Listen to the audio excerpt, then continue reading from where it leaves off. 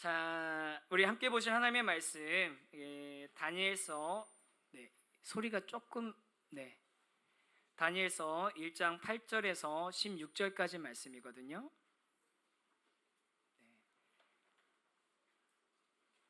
다니엘서 1장 8절에서 16절까지 말씀. 8절부터 16절 한 절씩 저하고 교독하도록 하겠습니다. 제가 먼저 읽습니다. 다니엘은 뜻을 정하여 왕의 음식과 그가 마시는 포도주로 자기를 더럽히지 아니하리라 하고 자기를 더럽히지 아니하도록 환관장에게 구하니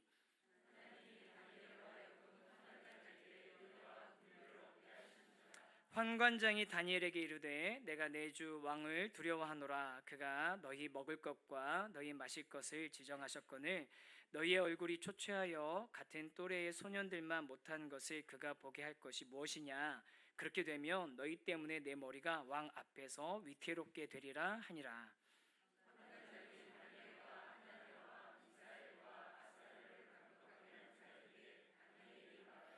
청하오니 당신의 종들을 열흘 동안 시험하여 채식을 주어 먹게 하고 물을 주어 마시게 한 후에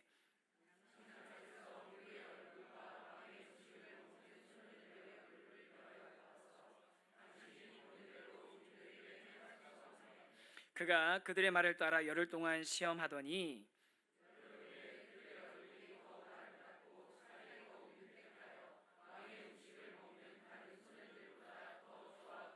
같이 읽습니다. 그리하여 감독하는 자가 그들에게 지정된 음식과 마실 포도주를 제하고 채식을 주니라. 아멘. 그 넷플릭스 영화 중에서 제가 최근에 하나 본 영화 제목이 Don't Look Up이라는 영화가 있습니다. 그 영화 보신 분도 있으실 거예요. 무슨 얘기냐면요, 어떤 이제 천체 과학자가 하늘을 이렇게 보다가 관측하다가 새로운 해성을 하나 발견을 하는 거예요. 근데 그 해성을 발견했는데 계산을 해보니까 그 해성이 굉장히 큰 이제 해성이고, 그런데 지구하고 충돌하게 되는 겁니다. 그 궤도가.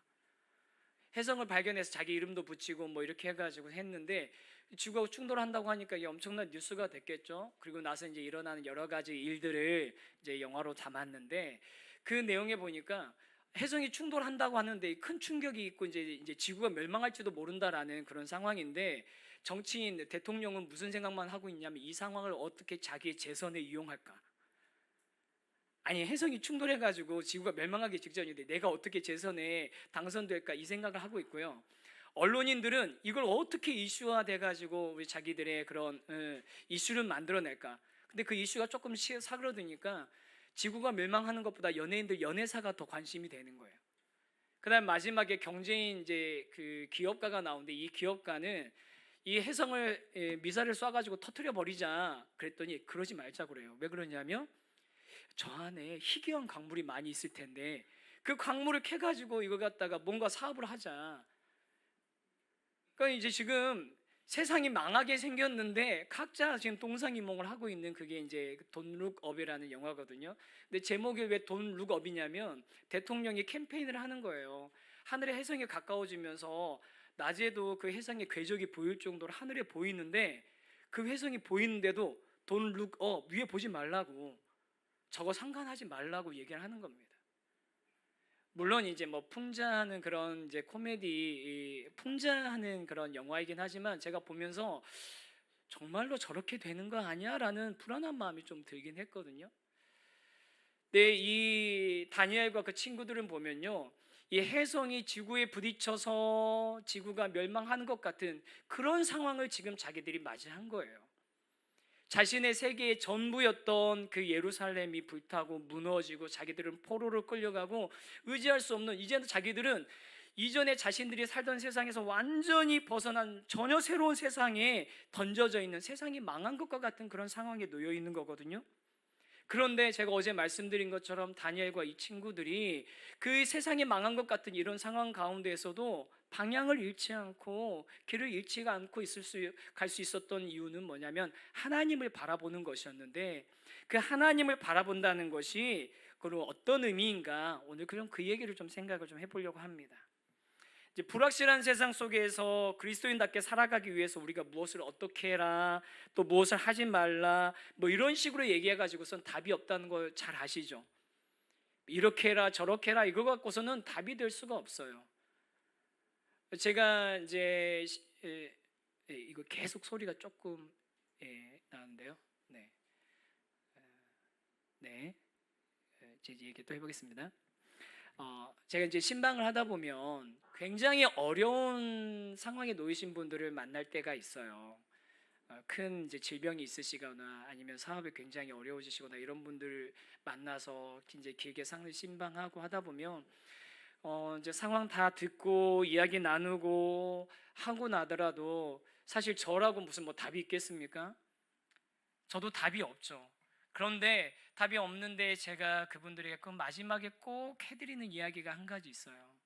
그 이야기가 뭐냐면 너무 멀리 생각하지 마시고 너무 멀리 보지 마시고 그냥 한 걸음 한 걸음씩만 해결하면서 가시자고. 그냥 한 고비 한 고비씩만 넘어가시자고 제가 그렇게 말씀을 드립니다. 왜냐하면 아무리 많이 우리가 생각하고 예상하고 보고 그 다음에 그것에 대한 대비를 해봐도 우리가 그대로 안 된다는 거 너무 잘 알지 않습니까? 그리고 반대로 걱정한다고 해서 그 걱정이 우리한테 아무런 유익이 안 된다는 것도 저희들이 잘 알기 때문에 그냥 한 걸음씩만 해결하자고 그렇게 말씀을 드리거든요. 그런데 그렇게 큰 어려운 그런 삶을 상황을 닥쳐 있는 그런 분들에게 제가 이 소리가 자꾸 이제 신경이 쓰여가지고 제가 이제 잠깐 저게 됐는데 뒤에서 열심히 잡고 계십니다. 우리 그다음 미디어 씨랑 이렇게 뒤에서 열심히 잡고 계시니까 우리 큰 박수를 한 번만 좀 격려 좀 해드려야 될 것 같아요. 엄청 긴장하시고 지금 막 잡고 계실 것 같은데 이런 그 혼란스러운 상황 가운데서 그럼 우리가 어떻게 해야 되냐? 새벽이니까 그냥 간단하게 말씀드리면 뭐냐면요. 바른 정체성을 세우고 그 정체성을 지킬 수 있는지 없는지가 중요한 관건이라는 겁니다. 뭘 어떻게 행동할지가 중요한 게 아니라 내가 바른 정체성을 가지고 그 정체성을 지킬 수 있는지 없는지가 제일 중요한 관건입니다. 우리가 사실 오랫동안 신앙생활 하신 분들은 교회 안에서 신앙생활을 뭔가 하는 거라고 자꾸 이야기를 들으셨을 거예요. doing의 문제라고 이야기 들으셨을 거예요. 그런데요, 신앙생활은 doing의 문제가 아니라 being의 문제입니다.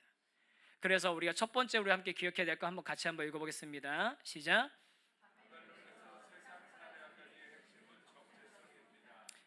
바벨론 세상에서 살아가기의 핵심은 바로 정체성의 문제입니다. 바벨론 세상에서 살아가기의 핵심은 정체성입니다. 그러면 어떻게 다니엘과 그 친구들은 이 정체성을 지켰을까요? 다니엘, 그 세 친구 하나냐, 미사엘, 아사랴 이 네 사람은 느부갓네살에게 끌려간 유다의 귀족 집안 자녀들이었지 않습니까? 이제 유다에서 이렇게 끌려가는 이유가 뭐겠어요? 가서 어렸을 때부터 교육해가지고 나중에 유다를 지배해야 되면 통치해야 되면 그런 이제 통치 수단으로 사용하고 또 특별히 뭐 탁월한 그런 실력들이 있으면 제국을 일으키는데 사용하려고 그런 필요 때문에 어렸을 때부터 데려가가지고 교육하는 거잖아요.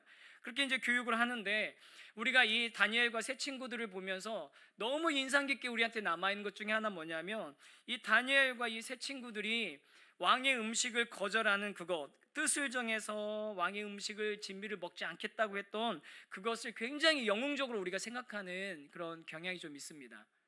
근데 오늘은 우리 지금 3층에서 우리 유치부 초등부 아이들도 예배 드리고 있을 텐데 제가 다니엘에 대한 그 환상을 좀 하나 깨야 될 것 같아요. 미안하지만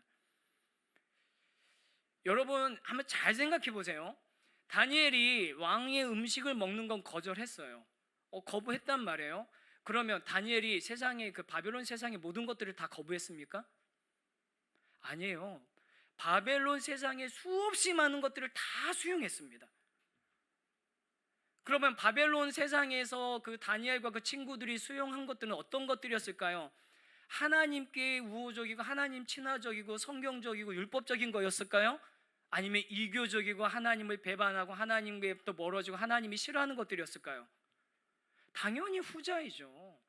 다니엘과 그 친구들이 받아들인 것들 제가 몇 가지만 중요한 거 말씀드리면 첫 번째는 뭐냐면 다니엘이 물론 뭐 자기들의 의지로 그런 건 아니지만 다니엘과 그 친구들이 이름을 바꿔서 부르는 것을 당했습니다. 허용했습니다. 그거에 대해서 저항한 적이 한 번도 없어요. 다니엘, 하나냐, 미사엘, 아사랴라는 그 이름은 다 그 유대식 히브리식으로는 하나님과 관련된 이름들이거든요. 그런데 바벨론에서 이름을 다 바꿉니다. 벨드사살, 사드락, 메삭, 아벳느고. 저희들은 사실은 그 세 친구의 이름은 사드락, 메삭, 아벳느고라고 더 익숙하게 생각하잖아요. 바벨론식 이름을 우리가 더 익숙하게 알고 있어요. 무슨 얘기냐면 이 사드락, 메삭, 아벳느고나 벨드사살이라는 이름들은 다 이방의 신들, 이방의 우상들과 관련된 이름들인 거예요. 아벳느고, 느고 왕의 종이란 뜻이죠. 뭐 이런 거 이제 다 들어보셨으니까 충분히 이해하실 겁니다. 그래서 다니엘과 이 친구들이 자기를 그렇게 이방의 신과 연관된 이름으로 부르는 것을 거부하지 않았어요. 또 다니엘과 그 친구들이 수용한 게 뭐가 있냐면요, 세상의 학문, 바벨론의 학문을 거부하지 않았습니다. 아니 뭐 공부 잘하는 게 뭐가 문제여서 여러분 그 생각하실 수 있는데, 우리가 다니엘이 학문이 뛰어나고 하나님이 학식을 주셨다라고 하는 그것만 생각하는지, 근데 여러분 그럼 다니엘과 그 친구들이 무슨 학문 배웠을까요? 점성술, 마술, 요술, 점치는 거, 그런 거 배운 겁니다. 바벨론에서 배운 게. 여러분 바벨론의 학문이요, 사실 바벨론의 그런 그 학문이 발달돼 있었어요. 지금으로 보면 학문이라고 과학이라고 할 수 없는데 그 당시에는 과학이 없으니까 그런 거라도 의존해가지고서 뭐라도 결정하고, 실제로 바벨론에서는 천문을 보면서 그 기둥 화복을 점치는 게 발달됐고, 그 유래 쫓아가가지고 나중에 별 보고서 예루살렘 찾아온 사람들이 그쪽 사람들이에요.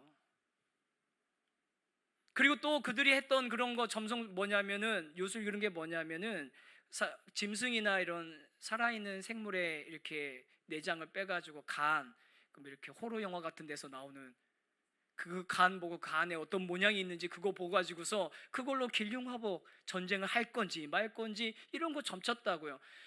다니엘과 그 친구들이 배웠던 건 이런 겁니다. 세상 학문이에요. 바벨론의 학문인 겁니다.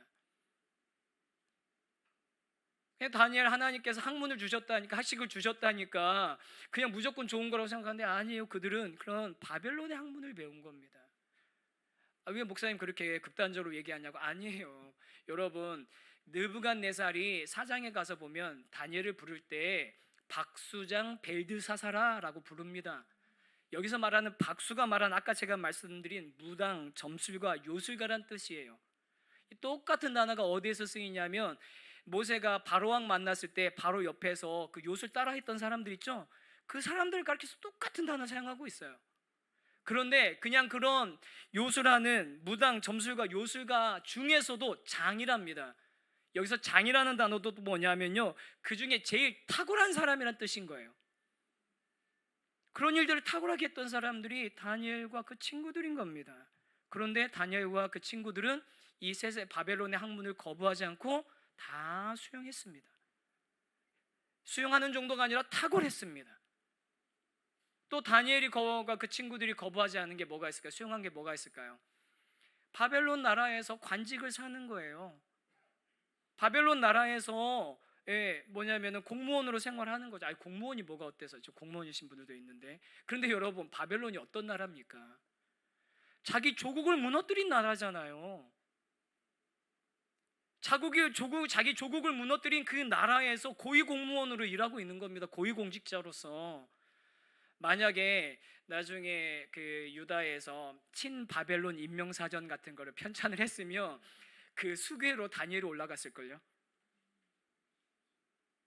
여러분 우리 너무 그냥 다니엘이 그냥 뜻을 정해서 왕의 음식 거부했다 이거에만 우리가 꽂혀가지고 다니엘이 수용한 수없이 많은 것들 하나부터 10까지 다 바벨론의 것들이었을 거예요. 이 얘기는 무슨 얘기냐면요, 우리가 다니엘과 그 친구들을 바라볼 때 그들이 한 어떤 음식을 거부했다는 이거를 보는 게 아니라 그들이 어떤 상황에서 놓여 있었고 그들이 그 상황 가운데서 어떤 선택을 했는지를 우리가 깊이 좀 생각해 볼 필요가 있다는 겁니다. 다니엘과 이 친구들이 그렇게 많은 것들을 수용했다는 것을 우리가 보면서 한 가지 꼭 기억해야 될 게 있습니다. 뭐냐면요, 세상을 무조건 거부하고 배척하는 것이 아니라 세상을 잘 이해해야 할 대상이라는 겁니다. 우리 두 번째 같이 한번 읽어보겠습니다. 시작. 여러분, 바벨론 세상을 잘 이해할 수 있어야 됩니다. 성도 여러분, 특히 우리 어린 자녀들하고 함께 오신 우리 부모님들 많이 계시잖아요. 우리 성도님들, 우리 자녀들이 살아가는 세상 잘 이해하셔야 됩니다. 왜냐하면요, 하나님께서 우리 자녀들에게 이 세상, 이 시대를 살아가라고 하신 거예요. 다니엘과 그 친구들에게 그 바벨론 세상을 살아가라고 하신 것처럼 우리 아이들에게 지금 이 시대, 이 세상을 살아가라고 하신 겁니다. 제가 가깝게 동역했던 그런 사역자 중에 한 사람이 그분 이 어떤 사역을 했냐면요, 문화 사역을 했는데, 어떤 문화 사역이냐면 이게 그 저항하는 문화 사역을 했어요.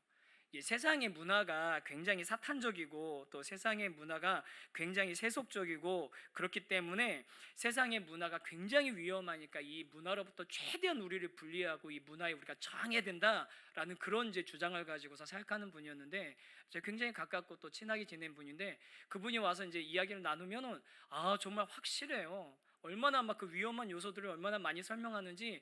그 얘기를 듣고 나면 저도 우리 애들 최대한 미디어 늦게 최대한 접촉하게 해야겠다, 우리 애들 스마트폰 최대한 늦게 사줘야겠다, 막 이런 생각들이 들어요, 실제로. 근데 그런 마음 저희도 들고 최대한 늦게 접하는 거 저는 나쁘진 않다고 생각합니다. 그런데 앞에서 그런 사역하고 있는 분들 중에서 세상이 가지고 있는 가치, 신념, 더 깊이 세속적이고 인본주의이면서 절대 진리를 부정하는 세계관이 성경적인 세계관과 조화를 이룰 수 없기 때문에 최대한 세상과 그리스도인 자녀들을 분리해서 교육하고 자라게 해야 된다고 생각하는 그런 분들도 있으세요. 또 그렇게 대안학교를 만들기도 하시고 또 그런 대안교육을 제시하시는 분들도 있거든요. 저는 또 그렇게 해서 또 멋지게 자녀를 신앙인으로 키우고 있는 분들도 많이 알고 있습니다. 다양한 방법으로 이 시대를 살아가는 지혜가 필요한 건 사실입니다. 그런데 진짜 중요한 건 뭐냐면요, 다음 세대들이 세상이 세속적이고 비성경적인 문화를 접하지 못하게 하는 데 포인트가 있는 게 아니라, 어차피 막으려고 해도 안 된다라는 그런 비관주의가 아니라, 어떻게 우리가 해야 되냐면 이 세상 가운데 살아가면서도 방향을 잃지 않게 만들어줘야 된다는 거예요. 크리스토퍼 라이트라는 구약학자, 또 선교사이기도 했던 분이 쓴 책에 이런 다니엘서에 관한 책에 이런 내용이 있습니다. 한번 같이 읽어봤으면 좋겠어서 제가 가져왔거든요. 조금 길지만 같이 한번 읽어보겠습니다. 시작. 세속적 이교주의와 전혀 접촉하지 못하도록 함으로써 그들을 보호하는 것이 아니었다. 그들이 이 문화를 잘 알고 분별하도록 가르침으로써 굳건한 믿음과 성경적 지식에 따라 문화와 상호작용하고 선한 것과 악한 것을 구별하도록 하는 것이다. 무슨 말씀인지 아시겠죠? 여러분, 무조건 접촉하지 못하게 하는 게, 분리시키는 게 대안이 아니라 그들이 이 문화를 잘 알고 살아가는 이 세상을 잘 알고 그 안에서 분별하고 선한 것과 악한 것, 참과 거짓을 분별할 수 있도록, 구별할 수 있도록 만들어줘야 된다는 겁니다. 어떻게 하나하나 쫓아다니면서 이거는 되고 저건 안 된다고 가르쳐 줄 수 있어요? 없잖아요. 지금 일어나고 있는 새로운 것들에 대해서 이게 옳은 건지 그른 건지 판단하실 수 있으십니까? 이게 선하게 쓰일지 악하게 쓰실지 판단하실 수 있으십니까? 없어요. 우리는 그런 능력 자체가 없습니다. 그러면 어떻게 해야 되느냐? 아이들이 무엇이 참이고 무엇이 거짓인지, 무엇이 선한 것인지, 무엇이 바른 방향으로 가는 것이고 무엇이 그른 방향으로 가는 것인지를 알 수 있는 그 마음 안에 나침반이 있어야 된다는 겁니다. 여러 번 말씀드린 거잖아요. 세계관, 마음의 나침반, 마음의 GPS. 우리 아이들에게는 그게 필요한 겁니다. 너 이거는 하면 돼, 이거는 안 돼, 하나씩 지적해주고 결정해주는 게 아니라 아이들이 왜 그렇게 해야 되는지 알고 왜 그런 결정과 선택을 해야 되는지 알 수 있도록 우리가 아이들에게 정말 성경적인 세계관, 나침반을, 확고한 나침반을 심어줘야 되는 거예요.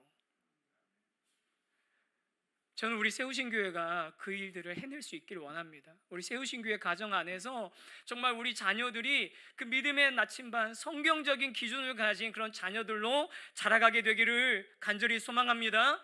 오늘 나와서 우리 찬양했던 우리 유치부 아이들, 초등부 아이들이, 우리 청소년들이, 청년들이 흔들리지 않는, 정확하게 북쪽을 가리키는 그런 나침반이 그 마음속에 있어서 하나하나 결정해 주지 않아도 어느 방향으로 가야 되는지를 알고 무엇이 참이고 무엇이 거짓인지 분별할 줄 아는 그런 이 시대의 다니엘과 같은 그 친구들과 같은 사람들이 되기를 축복합니다.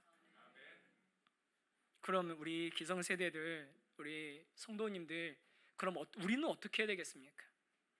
그냥 아이들 하는 것을 보면서 그냥 혀 ጭጭ하고 한숨 쉬고 그럴 게 아니라요, 우리 다음 세대 아이들이 어떤 걸 보고 있고 어떤 음악 듣고 있고 어떤 것 먹으러 다니고 있고 무엇을 하고 노는지 관심을 갖고 그들을 정말 사랑의 눈으로 바라볼 수 있어야 됩니다. 애들이 왜 그렇게 마라탕과 버블티를 좋아하는지, 마라탕집 가면은 정말 청소년들이 그 애들이 왜 그렇게 그거 탕후루를 좋아하는지, 제가 탕후루 청년부 수련회 가는데 누가 이제 힌트 주셔가지고 탕후루 사갖고 왔거든요. 난리가 났어요. 근데 탕후루 사려고 포장하려고 기다리고 있는데 정말 제가 제일 늙었고요, 20대부터 10대 후반까지 계속 끊임없이 와가지고 사가는 거예요. 왜 그걸 그렇게 좋아하는지. 여러분, 우리 다음 세대들이 무엇을 먹고 있고 무엇을 관심 가지고 있고 무엇을 듣고 있고 뭐에 자신들의 마음의 에너지가 쓰이고 있는지 여러분 정말 사랑의 눈으로 바라보아 주실 수 있어야 됩니다. 그러면 우리가 이제 그럼 다니엘과 이 친구들을 보면서 흔들리지 않는 기준, 마음의 나침반을 그들이 가졌다라는 그런 증거는 뭐냐? 이것만 이제 이야기 나누고 마치고 싶은데요. 3번, 그들이 바벨론 세상과 절대 타협할 수 없는 것들이 있었다는 겁니다. 한번 3번 같이 한번 읽어보겠습니다. 시작. 다니엘이 아까 말씀드린 것처럼 이름도 그냥 다 이교도의 이름 다 수용했죠. 그런 학문도 다 수용했죠. 바벨론의 직업도 수용하고 그 안에서 살아가는 거 다 그냥 그대로 수용했는데, 그런데 그들이 바벨론에 동화되지 않았다는 증거가 있습니다. 그게 바로 먹는 거였습니다. 좀 웃기지 않으세요? 아니, 사실 저항을 하려면 더 심각한 거 가지고, 더 큰 거 가지고 저항하는 게 맞지 않아요? 먹는 거 엄청 사소하게 보이잖아요. 저 같으면 아마 그랬을 거예요. 내 이름을 이방신의 이름으로 바꾸느니 저는 여기서 혈 깨물고 죽겠습니다. 그럴 수 있어야 되는데, 혈 깨물고 죽겠습니다 하고 이 가리고 그러든지, 아니면 나한테 이런 요상한 학문을 배우라고 하든지, 아니면 내가 이 바벨론 나라를 위해서 부역하라고 하느니 저는 이 바벨론에서 호화호식하는 거 하나도 관심 없습니다. 산에 가서 은둔자로 살겠습니다. 이런 게 더 멋진 결단 아닙니까? 아니, 사실 수용하고 타협하기에는 삼시세끼 날마다 먹어야 되는 음식, 뭐 누구나 다 먹는 음식인데 뭐 그걸 가지고 저항을 하냐, 거부하냐, 이럴 수 있는데요. 여러분, 다니엘과 그 친구들이 정신승리한 게 아니에요. 아니면 여러 가지 옵션들이 있는데 그 중에서 이건 그래도 할만하니까 요거 하나 하자라고 했던 게 음식이 아닙니다. 다니엘과 그 친구들이 그 왕의 음식을 거부했던 거는요, 우리가 이제 보통은 어떻게 알고 있냐면, 다니엘과 그 친구들이 그 음식을 통해서 자기 몸을 더럽히지 않으려고 했다. 그렇기 때문에 이 음식은 부정한 음식이다. 부정한 음식이란 거는 이방신한테 제사 드렸던 음식인 거다. 이런 식으로 저도 배웠고, 사실은 저도 많이 설교 많이 했거든요. 그래서 뜻을 정해서 우리 거부해야 된다 막 이런 얘기를 했는데, 근데 자세히 보니까, 또 여러 자료를 찾아보니까요, 아니, 고기하고 포도주만 이방신한테 제사하는 것도 아닌데 왜 고기하고 포도주만 거부하냐는 거죠. 과일도 곡식도 꽃도 수없이 많은 것들을 다 신한테 제물로 바치고 그렇게 했는데 굳이 왕의 진미하고 포도주를 거절하거든요. 우리가 성경에 분명하게 정확하게 얘기하고 있는데 우리는 자꾸 딴 생각을 하고 있는 게 있어요.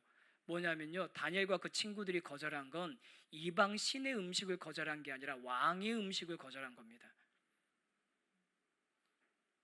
성경에 나와 있어요. 몇 번이나 나와요. 왕의 음식을 거절하는 겁니다. 왕이 준 음식을, 왕이 하사는 음식을 거절하는 거예요. 그 얘기 무슨 얘기냐면요, 고대 왕국에서 왕이 자신의 상에 신하를 초청해서 자신의 먹는 것을 나눠준다는 것은 나와 한 상에서 먹는 아주 특별한 언약적인 관계, 특별한 관계에 있는, 너는, 나는 너의 진짜 주인이고 너는 나의 충성스러운 신하라는 것을 증명하는 자리가 함께 먹는 자리, 같은 음식 먹는 자리라는 거예요. 그게 성경에도 다른 부분에도 나오거든요. 여러분 아시는 제일 유명한 장면 중에, 여러 번 나오는데 제일 유명한 장면 중에 하나는 다윗이 무비보셋 아시죠? 사울의 손자이고 요나단, 자기가 사랑했던 요나단의 아들이 무비보셋인데 이제 불구가 이제 절름발이가 되잖아요. 근데 그 무비보셋을 향해서 어떻게 하냐면 다윗성으로 돌아와 가지고서 자기 상에서 먹게, 자기 음식을 먹게 합니다. 그게 3번이나 나옵니다. 같은 구절이, 같은 표현이. 무슨 말씀이냐면요, 다니엘과 그 친구들이 거절한 것은 신 앞에 제사 드린 음식을 거절한 게 아니라 왕이, 바벨론 왕 느부갓네살이 내가 너의 주인이야, 내가 너의 왕이야, 너는 나한테 충성해야 돼, 나에게만 충성을 보여야 돼 라고 말하는 것을 다니엘과 그 친구들이 거부한 거라는 겁니다. 다니엘서 11장 26절에도 그 근거가 나오거든요. 이것만 한 번만 더 읽었으면 좋겠거든요. 시작. 먹는 자들이 그를 멸하리니 그의 군대가 흩어질 것이요 많은 사람이 엎드러져 죽으리라. 무슨 얘기냐면요, 이게 다니엘이 꾸는 환상이거든요. 보니까 왕에 대한 그런 환상을 꿨는데, 그의 음식을 먹는 자들이 그를 멸한다. 왕의 음식을 같이 먹었던, 왕에게 충성을 맹세했던, 왕을 주인으로 섬겼던 자들이 그 왕을 배반해서 죽였다라는 거예요.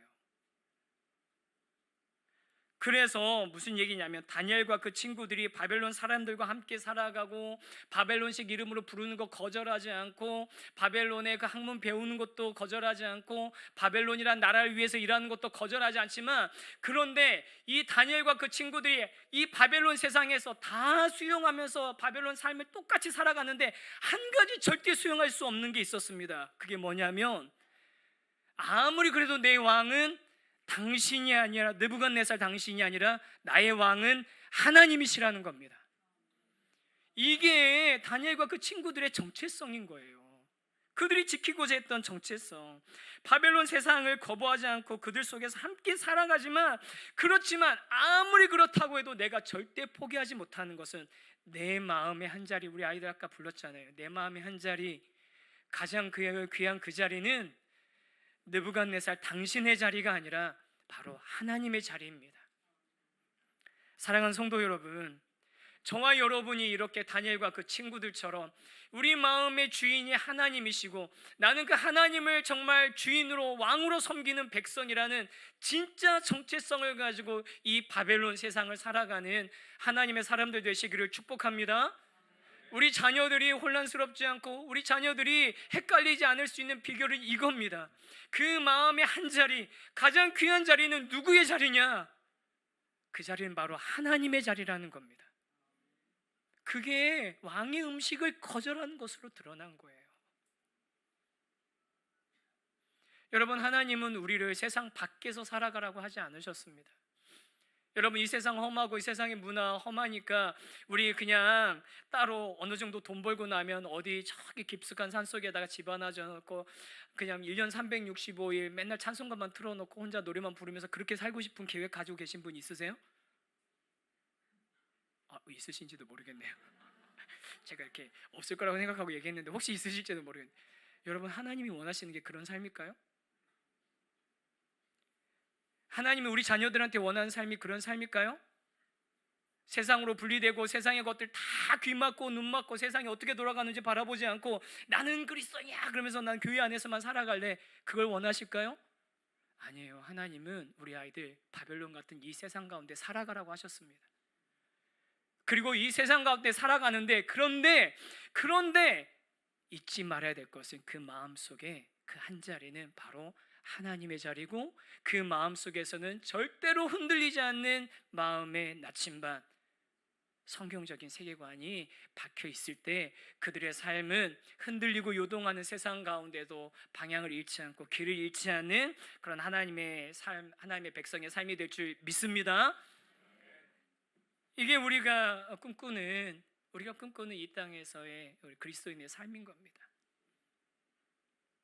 교회에서는 신앙인답게 살고 세상에는 세상인 사람답게 사는 거, 그게 아니라 교회 안에서나 세상 안에서나 동일한 기준을 가지고 있고 동일한 방향을 가지고 있고 동일한 가치관을 가지고 있고 교회 안에서나 세상에서나 내 마음의 한 자리는, 그 가장 귀한 자리는, 중심은 하나님의 자리입니다라고 고백하는 그 삶, 그게 바로 하나님의 백성을, 정체성을 지니고 바벨론 세상을 살아가는 사람들의 모습인 줄 믿습니다. 그런데요 여러분, 이제 내일 할 얘기, 오늘 예고편, 그런 정체성을 가지고 살아간다고 해도요 바벨론 세상은 만만치 않습니다. 바벨론 세상은 만만치 않습니다. 그건 내일 와셔서 우리 같이 들으시더라고요. 그럼 그렇게 바벨론 만만치 않은 바벨론 세상, 우리 살아갈 힘이 어디 있습니까? 우리 오늘 결단하고 주여 은혜를 주시옵소서 그러면은 우리가 그렇게 살 수 있습니까? 여러 번 말씀드렸습니다. 우리에게는 그럴 능력이 없어요. 여러분, 우리가 모여서 함께 기도하고 은혜를 구하는 것 이유는 뭡니까? 내가 결단하고 내가 마음 먹어서 할 수 있는 일이면 그럴 필요가 없죠. 각자 자기 집에서 결단하시고 하시면 되잖아요.